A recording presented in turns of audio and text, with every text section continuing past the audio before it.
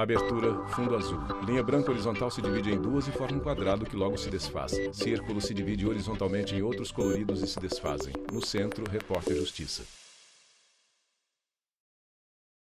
Se onde você mora tem vários cômodos, portaria com segurança, garagem e elevador, você é privilegiado. Se a sua rua tem saneamento básico, energia elétrica e coleta de lixo, acesso fácil aos transportes públicos, escolas e hospitais, você tem uma moradia digna e os seus direitos como cidadão estão sendo respeitados. Uma moradia digna não é feita apenas de paredes e teto. Precisa ter chão. É sair de casa e Repórter saber Leonardo que Ferreira, tudo vai Cidade estar em ordem Estrutural, quando DF. voltar, depois de um dia cansativo. Poder acender as luzes, assistir televisão, tomar banho, cozinhar e ter onde dormir. Um lar com dignidade precisa estar fora de uma área de risco. O problema é que milhões de famílias brasileiras não sabem como é viver assim. Mais de 45 milhões de brasileiros vivem longe do ideal. São mais de 14 milhões de residências com algum tipo de inadequação, segundo a síntese de indicadores sociais do IBGE, divulgada no ano passado. A pesquisa considerou 5 problemas: acesso a banheiro, estrutura, ausência de documento que comprove a legitimidade da residência, adensamento excessivo e o gasto com aluguel, que não deve ser igual ou maior a 30% do rendimento domiciliar. É um indicador de que o domicílio não está sendo financeiramente acessível para a população. Apesar da pessoa estar morando ali e tá pagando aquele aluguel, o aluguel está consumindo uma parcela muito grande do orçamento dela e pode estar comprometendo outras necessidades básicas dela, né? Essa inadequação ela atingia 4,7% da população. E ela é mais comum, aí, no caso, nas áreas urbanas, principalmente nas grandes capitais. Bruno trabalha na gerência de indicadores do IBGE e conta que outros fatores que tornam as moradias inadequadas não foram considerados no último levantamento. Ou seja, o número de brasileiros que vivem em situações precárias é bem maior. Tem outras questões que a gente não está investigando aqui, por exemplo, se o domicílio está numa área sujeita a inundações frequentes, a gente não pode dizer que ele é um domicílio adequado, né? Mas aqui, nessa publicação específica, nessa investigação, a gente não está considerando esses aspectos. Então, mas dentro dos aspectos que a gente analisou, 5 inadequações, os números são esses: 45,3 milhões de pessoas em 14,2 milhões de domicílios com ao menos uma das inadequações. Todo município com mais de 20 mil habitantes precisa de um plano diretor. Segundo o Estatuto da Cidade, é um instrumento básico da política de desenvolvimento e expansão urbana. O objetivo é ter um diagnóstico físico, social, econômico, político e administrativo dos municípios para fomentar o desenvolvimento socioeconômico e dar qualidade de vida à população. O plano diretor ele também entra como momento de discussão da sociedade, subsecretário de Políticas e Planejamento Urbano do DF. De questões relevantes ao seu dia a dia, ao seu cotidiano. Então ele também entra como um processo de pactuação e concertação comunitária em prol de uma cidade que se quer. Então ele é um momento, tá? Ele é um momento, uma oportunidade que a sociedade tem de discutir cidade, discutir política urbana e discutir também aspectos relativos ao direito da população refletir no território. As cidades crescem a cada ano, assim como a demanda por moradia. Como o plano diretor é o planejamento de uma região, ele é atualizado a cada década. Pelo Estatuto da Cidade, ele tem outras atribuições, como, por exemplo, o estabelecimento de zonas especiais de interesse social, áreas de provisão habitacional. Além disso, ele estabelece as zonas onde pode ser aplicados instrumentos urbanísticos, como a própria operação urbana, o parcelamento, edificação e utilização compulsórios. Então, ele é um instrumento que ele vem determinar as condições de ocupação do território, tá? As formas de como tratar esse passivo territorial, como as áreas de regularização, tá? E além de estabelecer um modelo de cidade que se pretende. A 30 quilômetros da área central de Brasília está o Sol Nascente, uma das maiores comunidades do Brasil, marcada pela violência e pelo descaso social. O esgoto corre a céu aberto. Problemas que se arrastam há décadas. Quem mora aqui carece de serviços básicos como saneamento, asfalto, iluminação e segurança. O repórter Justiça veio acompanhar de perto as principais dificuldades enfrentadas pelos moradores. Sabrina conta que nos dias quentes as ruas são tomadas por poeira. Quando chove, mais parece um rio. É horrível.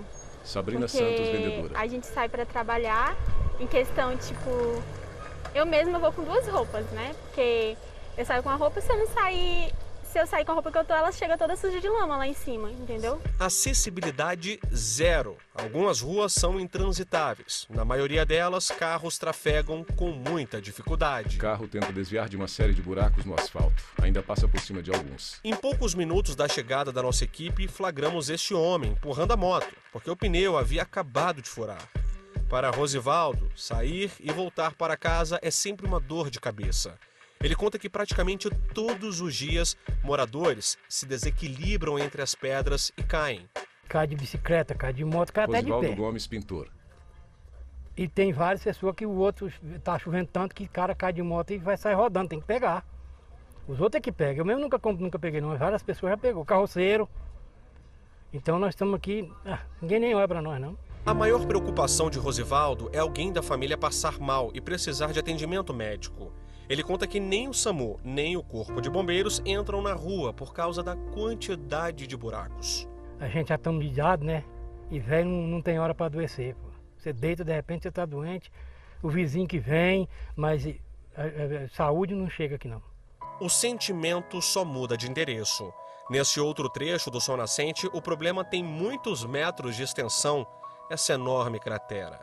A placa pede para não jogar lixo nem entulho, mas poucos respeitam isso. Edson é quem nos recebe. O líder comunitário conta que parte da erosão já foi aterrada algumas vezes, mas quando chove, a enxurrada é muito forte e a cratera avança. Ela veio para cima das casas. Se você ver, Edson ela Lopes, era muito líder mais próxima comunitário. aqui das casas, colocaram alguns aterros aqui e ela foi diminuída, mas você vê que quando começa esse período de chuva, ela cresce de novo, né, por conta da enxurrada, porque aqui no trecho 3 do Sol Nascente ainda nós não temos nada de obras de águas pluviais. Então a enxurrada e a chuva que vem toda da Ceilândia, ela vem aqui para dentro do Sol Nascente e escoando para dentro dessas erosões, causando realmente, né, e crescendo essas erosões cada dia mais. O lixo acumulado e a água parada ameaçam a saúde dos moradores. Veja que muitas casas ficam próximas à cratera. Edson explica que algumas já foram interditadas pela Defesa Civil, sob o risco de desabamento. Além disso, crianças quase não brincam por aqui. Os pais têm medo. Cada casa dessa aqui tem 5, 6 crianças e acaba brincando dentro de casa. Os pais não deixam brincar, você vê aqui que é um terreno que você não vê criança na rua brincando próximo dessa erosão com medo de cair dentro dela, né? As primeiras invasões do Sol Imagens, Nascente arquivo. foram na década de 1990, quando ainda era uma área rural. No início dos anos 2000, os lotes começaram a ser fracionados e rapidamente a ocupação, que era tímida, ganhou força. A estimativa é de que cerca de 100 mil pessoas vivem na comunidade nestas condições. Rua sem asfalto. Pessoas vivendo nessas situações, elas estão em risco aumentado, né, de ter infecções e infecções recorrentes, né, seja diarreias, gripe, né, também estão expostas à leptospirose, né, que é uma bactéria que tem na urina do rato. E essas infecções, quando ocorrem Victor com Bertolo, frequência, infectologista. elas podem evoluir para a gravidade, né, em uma parcela dos casos, mas também só pela própria ocorrência repetitiva, principalmente em crianças muito pequenas, isso pode ter um impacto muito grande no desenvolvimento físico e psicológico e mental dessas crianças, né? O Sol Nascente é dividido em 3 trechos, todos com os mesmos problemas. Veja que essa outra cratera também está virando um lixão a céu aberto. Irã não se conforma. A tendência disso aqui é chegar nas casas, já atrapalha nós passar Irã por Bonifácio, açougueiro. entendeu? Atrapalha a gente sair, voltar, atrapalha, digamos que alguém precisar de uma ambulância, de um SAMU, não tem como vir. Como é que vem? Tudo é dificultoso para a gente. Antônio mora em frente à cratera e no quintal de casa funciona uma igreja. Ele tem medo da erosão ceder e ter de abandonar o local com a família, como já aconteceu com outros moradores. Aqui, quando chove, desce muita água. Antônio Pereira, né? pastor. Então, a erosão, aqui, se não tiver um trabalho bem feito, ela vai cada vez se alastrando e essas casas estão muito próximas, né? Então, o medo é esse, não só a mima de todos os moradores que residem aqui. A maioria das ocupações irregulares tem histórias parecidas. Começaram com um grupo pequeno, com pregos e pedaços de madeira para levantar os barracos. Em pouco tempo, pequenas invasões se transformam em assentamentos. A ocupação ganha força e foge do controle. Famílias invadem áreas de preservação ambiental, causando um desequilíbrio ecológico. Lotes são fracionados clandestinamente. Acaba sendo uma luta de resistência. Vicente Lima, subsecretário de Políticas e Planejamento Urbano do população para DF. manter seus vínculos sociais na área onde eles residem. E essa acho que é a grande dificuldade de você trabalhar em um projeto de regularização. Tá? Do mesmo lado, você tem um trabalho técnico, mas você tem que ter uma aproximação muito grande com a comunidade, que ela tem que participar do processo de construção desse novo território. Dá para viver com dignidade desse jeito aqui, Irã? Não dá para viver desse jeito, né? Irã olha para o entulho atrás dele.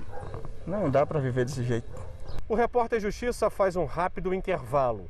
No próximo bloco, vamos mostrar que sem água a vida para. Você vai conhecer histórias de famílias que não têm água potável em casa. A gente volta já. Vinheta de transição no Centro, Repórter Justiça. Vinheta de transição no Centro, Repórter Justiça. Ter uma moradia digna não é luxo, é um direito garantido pela Constituição Federal para ter o mínimo de condição para viver. A ideia de direito à moradia digna é previsto pela ONU desde 1948. Luiz Antônio Calhão, advogado. A legislação brasileira está previsto no artigo 6º da Constituição Federal como direito social, ou seja, aquele direito ligado à ideia de igualdade entre as pessoas. Moradia é mais do que um direito, é viver Repórter com Leonardo dignidade, Ferreira, Brasília, mas DF. sem água não é possível. Segundo a ONU, mais de 2 bilhões de pessoas no mundo não têm água tratada em casa. 35 milhões são brasileiros. A 15 quilômetros do Congresso Nacional, a sede marca a vida de homens, mulheres e crianças. Setor de Chácaras Santa Luzia, cidade estrutural. Os barracos são de madeira. No lugar do asfalto, lama, resultado da chuva por aqui. O lixo descartado, de qualquer jeito, é devorado por animais.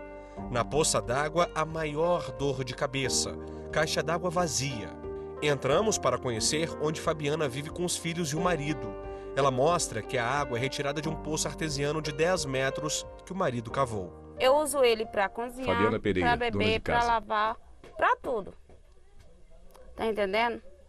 Eu não tenho medo de usar essa água, porque vem da natureza. Não é porque vem da natureza que está tudo bem. A água retirada de poços pode estar contaminada, mesmo sem cheiro ou sem cor. É também lugar propício para a infestação do mosquito da dengue. Aqui não é local de um ser humano morar. A gente mora aqui, sabe por quê? Porque a gente não tem lugar para onde ir. Porque se a gente tivesse, a gente não estava aqui. É muito importante, né, Victor Bertolo, a criação ecologista. em ambientes adequados de moradia, uma boa infraestrutura aí de saneamento básico, né, com acesso à água de qualidade e vivendo também em locais bem arejados, né, e com exposição solar. Com balde, Fabiana tira água em uma caixa d'água. Não é escolha, é falta dela. Além de ter de conviver com todo o problema de infraestrutura, viver sem água fere a dignidade dos moradores. É o direito de um ser humano, não é? Todo mundo deveria ter esse acesso numa coisa certa, que é a coisa de um ser humano, de verdade. Para tentar amenizar o problema, a Companhia de Saneamento Ambiental do DF disponibiliza no bairro um reservatório com capacidade de cerca de 40 mil litros de água por dia. É pouco para abastecer todas as casas. Rapidamente, as torneiras secam. Mulher abre torneira, não sai água. Cleonice mora neste barraco com 8 crianças. Hoje não conseguiu encher os baldes. Ou a gente sobe lá para cima, para estrutural, Cleonice pede água lá, o Feitosa, pessoal catadora. lá, tem projeto lá em cima, mas é muito longe, às vezes a gente vai lá, pede água para dar banho nos meninos, ou então espera o pipa chegar e reza para chover. Em nota, a CAESB informou que o setor de chácaras Santa Luzia está localizado em área de proteção ambiental e que a companhia está impedida legalmente de instalar infraestrutura básica em regiões não passíveis de regularização. A nota diz ainda que a instalação de infraestrutura e serviços em áreas irregulares incentivam as invasões. Sem água a gente não faz nada. A gente não come, não banha, né? A água é essencial, ainda mais quem tem criança.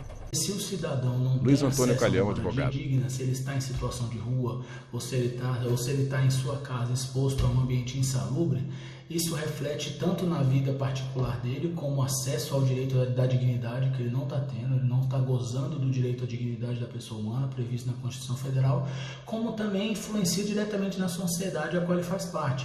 Porque se ele adquire uma doença pelo ambiente insalubre onde ele vive, ele certamente vai ocupar uma vaga no hospital de outra pessoa que poderia estar ocupando. Os hospitais, eles podem ficar mais lotados por essa situação, aumenta a fome, aumenta a violência, a insegurança da sociedade como um todo. Enquanto os moradores do setor de chácaras Santa Luzia têm sede e às vezes passam dias sem conseguir sequer tomar banho, a 40 quilômetros de distância, a revolta é outra. A filha da Maria de Jesus, de 8 anos, Maria Eduarda, tem uma síndrome rara e desde que nasceu vive com a ajuda de aparelhos. Concentrador, que é ligado 24 horas na energia. Temos o oxímetro, que mede os parâmetros dela. Temos o ponto, que é a empresa que presta serviço para o SES, que é o home care da minha filha. Tem o aspirador, que é um aparelho que é muito importante para ela. Tem o nebulizador e tem o Noblay, que também é cedido pela empresa que presta serviço na minha residência. Esse aqui é o ventilador, que tem 4 baterias, com durabilidade de 6 horas. A moradora conta que com frequência sofre com a falta de energia elétrica. Com medo do que pode acontecer com a filha, precisa correr para o hospital. Mas como remover uma criança... Maria de Jesus dos Santos, dona de casa. Muitas vezes o SAMU não tem nem carro para atender os moradores da região.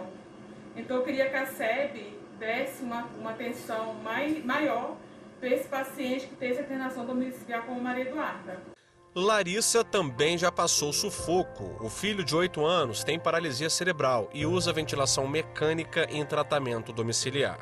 Como ele é dependente desses aparelhos e Larissa Mendonça, técnica em enfermagem. 24 horas, então eu fiquei muito apreensiva, com medo da energia não voltar a tempo e a bateria do ventilador mecânico que ele usa acabar, porque só dura 2 horas, e acontecer alguma coisa com ele. Então, assim, é indispensável que a gente tenha energia elétrica em casa. É uma coisa que realmente não pode ser interrompida. Voltamos a conversar com o advogado. Ele explica que em situações como essa, a concessionária pública pode ser responsabilizada se houver prejuízo na prestação do serviço. Basta que ela comprove a existência do dano e do nexo de causalidade entre o dano e o motivo gerador desse dano, que no caso do Luiz Antônio Calhão, é a fonte advogado. de energia elétrica. Nessa situação do home care, se o Estado falhar na prestação desse serviço público essencial, ele certamente pode ser acionado pela Justiça e deverá arcar com a indenização pelo prejuízo que causar à vítima. Na contramão de tudo que mostramos até agora, você vai conhecer no próximo bloco projetos sociais que dão dignidade a tantas famílias brasileiras. Aliás, um deles ganhou até prêmio internacional. Eu te conto daqui a pouquinho. Vinheta de transição. No centro, repórter Justiça. Vinheta de transição. No centro, repórter Justiça. Até aqui você viu que o conceito de moradia Repórter digna Leonardo não Ferreira, faz parte Brasília, da DF. vida de milhões de brasileiros. Isso afeta a saúde, a segurança e a educação. Agora vamos mostrar projetos sociais que transformam a vida de muita gente. Você vai conhecer uma iniciativa que vai beneficiar 300 mil pessoas que vivem em áreas de risco em 100 comunidades de Maceió. O projeto é do governo de Alagoas, em parceria com a ONU Habitat. Famílias pobres, Imagens, governo do moradias estado de precárias Alagoas. em grotas. São depressões geográficas comuns em Maceió, onde milhares de famílias vivem há anos em condições precárias, com pouca mobilidade e infraestrutura. É uma cidade costeira que apresenta uma Alcides Tenório, topografia secretário de formada Transporte por e regiões Desenvolvimento planas Urbano de Maceió, Alagoas. e vales. Esses vales e as suas encostas são os locais que se localizam as comunidades vulneráveis de Maceió. Hoje, aproximadamente 300 mil pessoas residem nessas comunidades. Há 3 anos, o governo alagoano convidou a ONU Habitat para elaborar um projeto nas comunidades. A ONU topou o desafio, instalou o primeiro escritório no Nordeste e mapeou quase 30 grotas a mais do que as 74 que já haviam sido identificadas pelo IBGE. As grotas são formações geográficas, características da Jonatas de Paula, analista de programas da ONU Habitat. Como áreas de vale, de encosta, onde frequentemente acontecem inundações e deslizamentos, e são áreas de bastante difícil acesso. Antes do projeto, a acessibilidade era péssima nas comunidades. Não havia escadaria e corrimão para os moradores subirem e descerem com segurança. Como as casas foram construídas em áreas inclinadas, as ruas eram de barro e muita gente escorregava.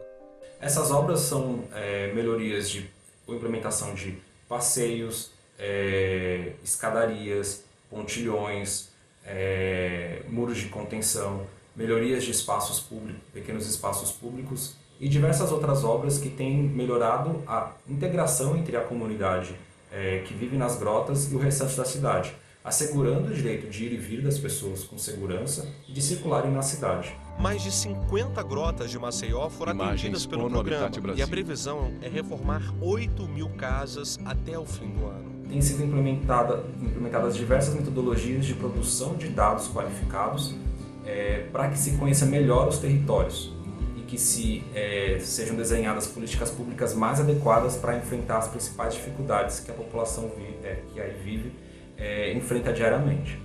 O projeto ultrapassou fronteiras e ganhou o maior prêmio do mundo de cidades inteligentes na categoria Qualidade de Vida e Inclusão.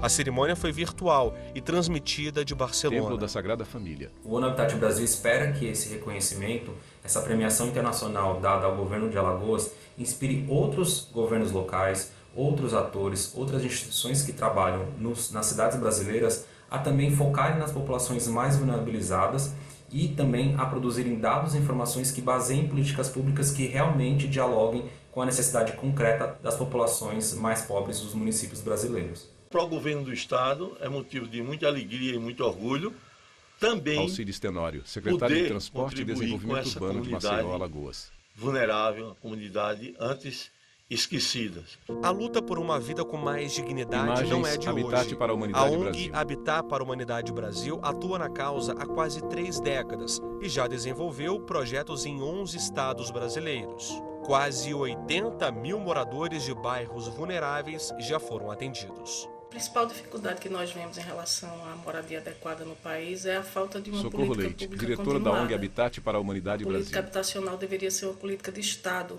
que promovesse o investimento necessário e as ações de maneira continuada, de modo que as famílias que ocupam, que estão na cidade de maneira irregular ou que precisam de uma moradia, tivessem o acesso a essa moradia adequada em territórios adequados, com a infraestrutura e a segurança adequada. O objetivo é simples e, ao mesmo tempo, tão longe de ser conquistado, por um mundo onde todos tenham um lugar para morar. A ONG Habitat para a Humanidade Brasil constrói novas moradias e reforma as que estão com estrutura em condições ruins. Inácia Tereza da vivia Conceição, de casa de Feira Nova farinha, a pôr Pernambuco. mandioca, aí recebia tantinho assim, aí a vida foi essa. Geovânia gravou esse vídeo para o Repórter Justiça, de Simões Filho, na Bahia. Ela mora com o marido e a filha, de 4 anos, e conta que a casa estava com a parte elétrica danificada. Por pouco, um curto-circuito não incendiou a residência. Eles visitaram a minha casa, ver as condições. Giovânia O que eu mais Lopes, gostei vendedora. foi que eu, a partir desse dia, eu pude ter uma vida digna, Dar uma vida digna para minha filha e viver com segurança. Eu passei a viver com mais dignidade, porque realmente eu ficava muito preocupada, com medo de que alguma coisa pudesse acontecer, como cada fiação de energia, E o quarto não tinha ventilação nenhuma, então ficava muito preocupada. Para construir e reformar as casas, a ONG conta com doações e ajuda de voluntários de todas as regiões do país, como a Abigail, de São Paulo.